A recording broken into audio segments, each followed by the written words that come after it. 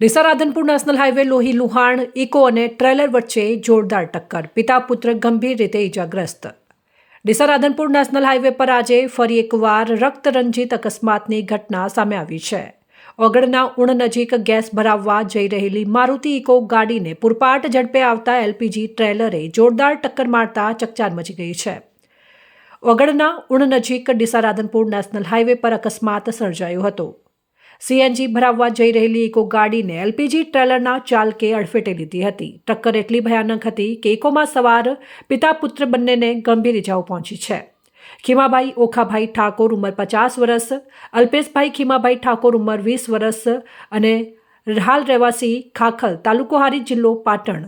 અકસ્માતની જાણ થતાં જ થરા પોલીસ કાફલો ઘટના સ્થળે પહોંચી ગયો અને ટ્રાફિક હળવો કરાવ્યો। ઇજાગ્રસ્ત પિતા પુત્રને 108 એમ્બ્યુલન્સ મારફતે તાત્કાલિક થરા સરકારી રેફરલ હોસ્પિટલ ખસેડવામાં આવ્યા। જોકે તેમની હાલત નાજુક હોવાથી પ્રાથમિક સારવાર બાદ વધુ સારવાર અર્થે ધારપુર હોસ્પિટલ ખાતે રિફર કરવામાં આવ્યા છે। થરા પોલીસે આ મામલે ગુનો નોંધી વધુ તપાસ હાથ ધરી છે। રિપોર્ટર જયંતિભાઈ ઠક્કર, બનાસકાંઠા।